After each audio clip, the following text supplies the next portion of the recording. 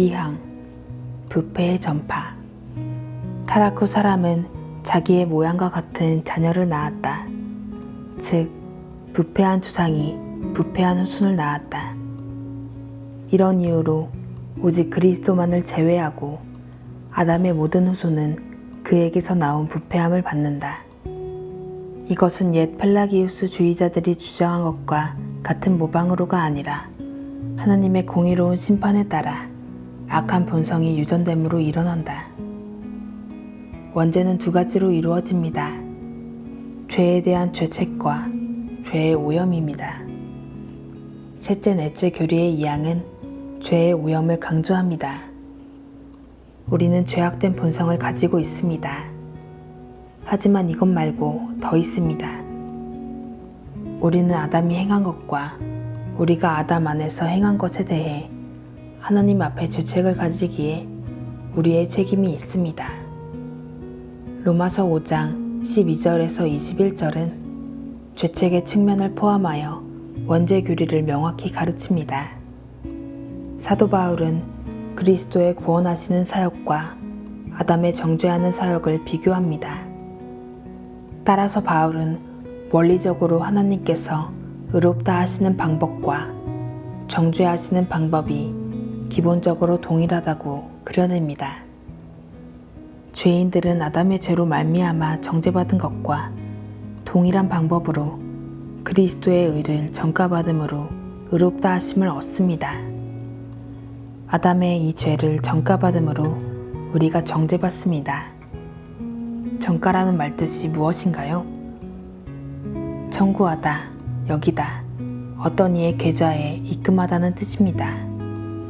아담의 죄가 우리 계좌로 여겨졌습니다. 우리는 그 책임을 져야 합니다. 그리스도의 의 또한 우리 것으로 여겨집니다. 그리스도의 의가 그리스도를 한 행위로 모든 인류가 잃어버린 바 된 것처럼 신자들이 둘째 아담이신 예수 그리스도께서 대표로서 하신 행위로 의롭다 하심을 얻고 구원받습니다. 로마서 5장 12절은 그러므로 한 사람으로 말미암아 죄가 세상에 들어오고 죄로 말미암아 사망이 들어왔나니 하고 말합니다. 죄가 세상에 들어왔을 때 사망 역시 세상에 들어왔습니다. 사도 바울은 사망을 죄의 결과로 봅니다. 이는 하나님께서 내가 먹는 날에는 반드시 죽으리라고 창세기 2장 17절에 말씀하셨기 때문이며 이 일이 바로 벌어졌습니다. 아담이 범죄했을 때 아담은 죽었습니다. 비록 물리적인 의미로 즉각 죽지는 않았어도 아담은 하나님께서 말씀하신 대로 죽었습니다. 아담은 약 900년 정도를 더 살았지만 영적 의미로는 죽었습니다. 사망은 죄의 필연적인 결과입니다. 따라서 죄뿐 아니라 사망도 역시 보편적인 것이 되었습니다. 태어나는 모든 인류는 죄인이며 따라서 모든 인류가 죽어야 합니다. 이것이 이와 같이 모든 사람이 죄를 지었으므로 사망이 모든 사람에게 이르렀느니라는 로마서 5장 12절의 의미입니다. 모든 사람이 죄를 지었으므로 모든 사람이 반드시 죽어야 합니다.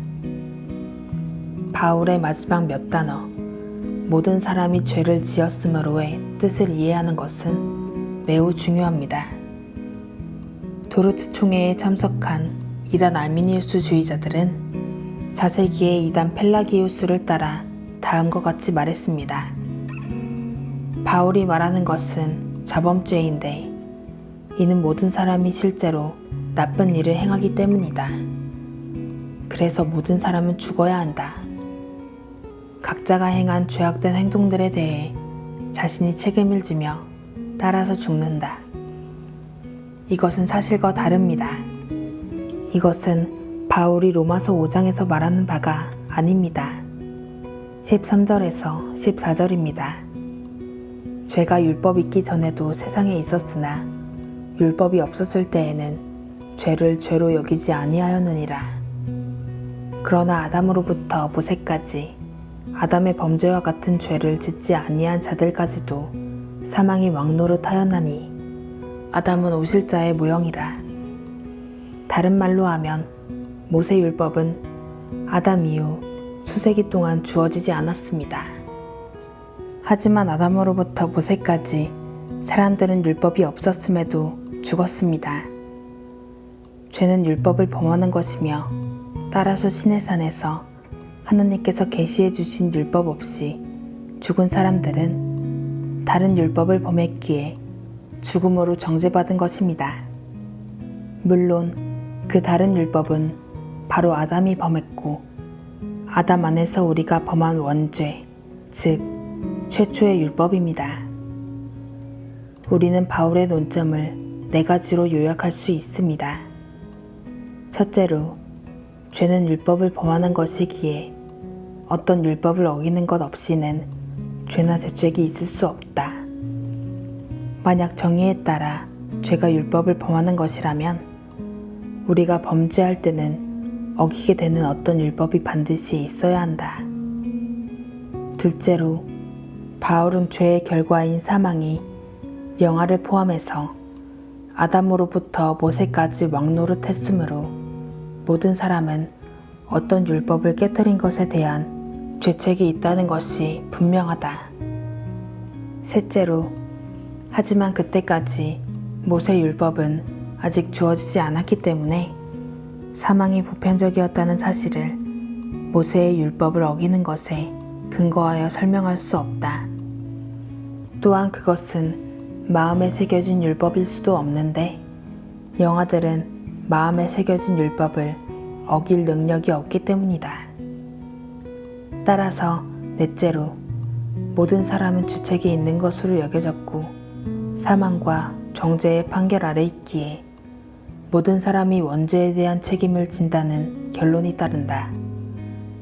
원죄의 증거와 하나님께서 아담의 악행에 대해 우리에게 책임을 지게 하신다는 사실의 증거는 바로 영아들이 아무 저범죄를 범하지 않았는데도 죽는다는 것입니다. 바울은 이것을 로마서 5장 15절에서 19절에서도 강조합니다. 바울은 본문에서 한 사람의 범죄로 말미암아 죽은 많은 사람들에 대해 말합니다. 한 사람의 범죄로 말미암아 사망이 그 한 사람을 통하여 왕노릇하였은즉 로마서 5장 17절. 한 사람의 죄 때문에 모든 사람이 죄책을 집니다. 도르트 총회에 참석한 이단 알미니우스주의자들은 이 원죄 교리에 격렬히 반대했습니다. 알미니우스주의자들은 아니다. 하나님께서는 아담의 죄에 대해 우리에게 책임을 묻지 않으신다. 하나님께서는 오직 우리 자신의 죄에 대해서만 우리를 심판하실 것이다. 하나님께서 보시기에는 오직 개인적인 죄만 우리의 주책이 될 것이다. 하고 말했습니다. 알미니우스주의자의 이런 견해는 오늘날도 여전히 있습니다. 복음주의 세계에서 이것이 바로 죄에 대한 개념입니다. 이것은 죄에 대한 매우 피상적인 견해로 인도하며 따라서 구원에 대해서도 매우 피상적인 견해로 인도합니다. 이 이론에 따르면 우리가 해야 할 모든 것은 자신의 죄들에 대한 회개일 뿐이며 회개만 하면 우리는 아무 문제 없다고 잘못 주장합니다.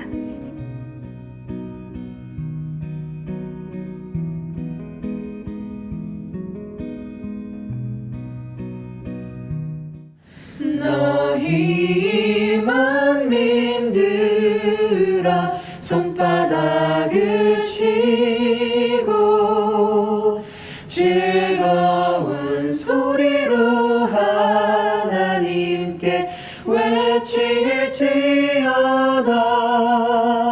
지존하신 여호와는 어미하시고